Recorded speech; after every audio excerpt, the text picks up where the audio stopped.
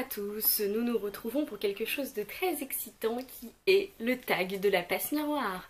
Voilà, quand j'ai vu que Bulldop avait sorti un tag sur la passe miroir, évidemment que je devais le faire, évidemment que j'allais le faire. Donc sans plus attendre, commençons les questions pour ce petit tag rapide d'une saga que j'adore. Question numéro 1. Team Thorn ou Team Archibald? On a besoin de se poser la question Team Thorn, évidemment Team Thorn. Ma sœur est Team Archibald. Je crois que Marion est Team Archibald, je suis Team Thorn. Dès le début, j'ai adoré Thorn. J'ai jamais eu envie que Ophélie se mette avec Archibald ou quoi que ce soit, parce que c'est la question que ma sœur a posée à Christelle Dabos pour la signature du tome 2. Est-ce que vous allez faire une petite amourette Ophélie Archibald? La tête de Christelle Dabos était assez énorme en mode nope. Donc, Team Thorn, Team Thorn. Deuxième question, sur quelle arche est-ce que vous voudriez vivre? J'aimerais vivre où Thorn vit. La fille qui n'a pas réfléchi aux questions avant de faire le tag. Je vais dire le pôle, mais j'ai aussi envie d'aller vivre sur Anima, mais sur Anima il y a les doyennes et voilà, il n'y a plus le musée d'Ophélie, donc c'est ça qui était quand même intéressant. Ça devait être chouette le musée d'Ophélie. Je vais dire le pôle alors, parce qu'il y a de l'action, tu vas pas t'ennuyer dans ta vie. Donc le pôle. Troisième question, si tu étais un objet, que serais-tu? La montre de Thorn, la montre de Thorn. Et j'ai encore envie de savoir pourquoi elle s'est arrêtée, etc.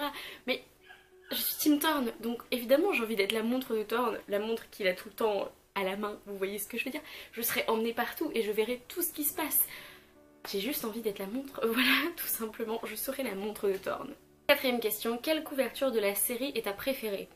Alors effectivement la première couverture est super chouette, c'est celle qui m'a donné envie de me retourner sur le livre comme le dit bien Bulldop, mais ma couverture préférée c'est la couverture du 3e tome que ma soeur m'a emprunté, donc je ne peux pas vous la montrer, mais c'est un beau vert à peu près comme ça.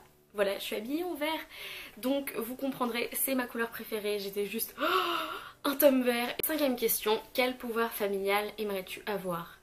Je voudrais être une liseuse. J'ai envie de dire obviously, mais non, c'est pas... Voilà, c'est pas évident, mais j'adorerais être une liseuse. J'adorerais avoir l'animisme, franchement. À chaque fois que Ophélie utilise ses talents de liseuse pour connaître le passé des objets, j'adore ça. Je suis assez fan du passé. J'aimerais trop pouvoir faire ça. Voilà, depuis le début, j'ai juste envie d'être une liseuse. Deuxième question, si tu pouvais être un personnage, lequel serais-tu? J'ai envie de dire, je serais la tante d'Ophélie. Un peu la vieille fille, plus ou moins, qui a enfin une chance de découvrir le monde, etc. Et qui finalement parvient à s'attacher aux gens et quitte son arche qu'elle n'avait jamais quittée pour aider quelqu'un auquel elle s'est attachée, pour aider Bérénilde, pour rester avec Bérénilde. Et j'adore son personnage, je la trouve tellement attachante et tellement drôle. Je m'identifie beaucoup à ce genre de personnage qui a laissé un peu sa vie passer et qui, vers la quarantaine, cinquantaine, commence à avoir des aventures, à faire des trucs de fou et tout. C'est vrai que c'est des personnages que j'aime beaucoup, donc je serais la tante d'Ophélie. Question compliquée, si Ophélie ne portait pas d'écharpe, qu'est-ce que ce serait comme vêtement? Avec sa nouvelle morphologie, son nouveau physique, dans le tome 3, je la vois bien porter une robe, vous voyez, boutonnée jusque là, avec des espèces de petites épaulettes comme ça, et des petites bottes. En fait, elle lui donnerait un air très manga, et je sais pas, je la verrais bien porter ça. Les esprits de famille que l'on connaît, lequel préfères-tu et auquel t'identifies-tu le plus? Dans le tome 3, on rencontre l'esprit de famille, il y a Hélène et Pollux sur l'Arche de Babel. Et je trouve qu'Hélène est assez intrigante, assez fascinante, qu'elle est beaucoup plus les pieds sur terre que les autres esprits de famille comme Farouk, comme Pollux, etc. Et donc elle est beaucoup plus présente et beaucoup plus terrifiante aussi.